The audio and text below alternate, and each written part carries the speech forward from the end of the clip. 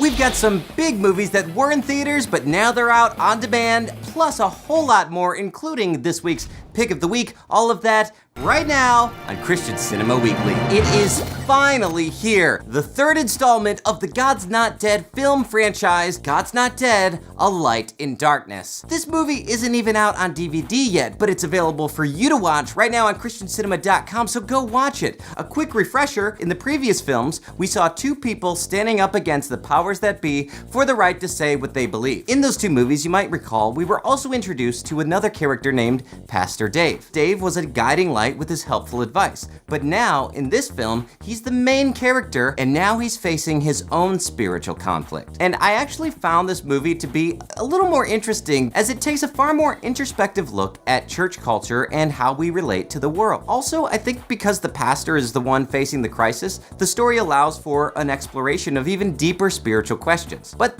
that's just my opinion. What are your thoughts? Check out the movie at christiancinema.com and then come back here and let me know what you thought about it in the comments below. All right, also out this week on the platform, we've got a movie called The One I Wrote for You. When family and fame are both pulling on you, what do you choose? Ben Cantor, I wonder if that is a symbolic name, because he's a singer and songwriter who had the chance to become rich and famous, but he gave it up. But now that chance has come back around in an American Idol style show. But this time he has a wife and daughter, and with that comes new challenges. It's an interesting exploration of the struggles of an artist and the importance of family, and you can check it out right now. All right, finally out this week, Dawn. This is a total change of pace from the other movies that I've talked about today, and you know what? I kind of like that. This movie is a psychological thriller. Our main character, Carrie, has an unsettling dream about a kidnapped girl, and then she keeps having them.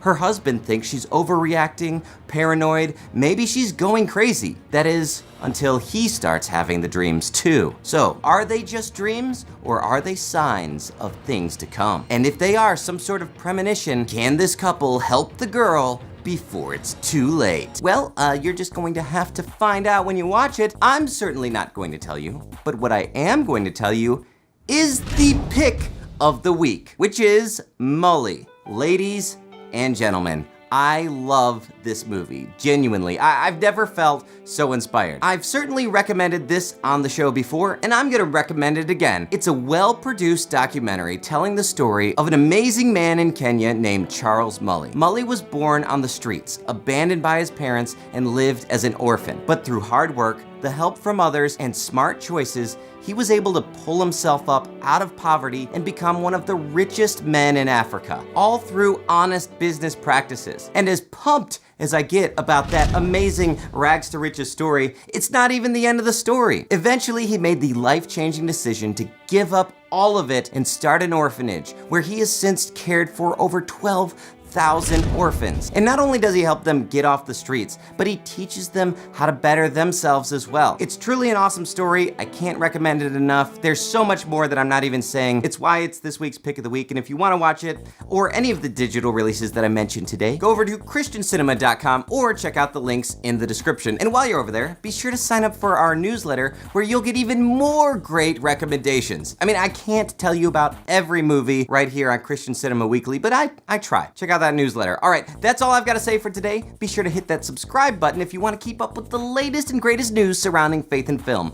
I'm Kevin. Have a great week.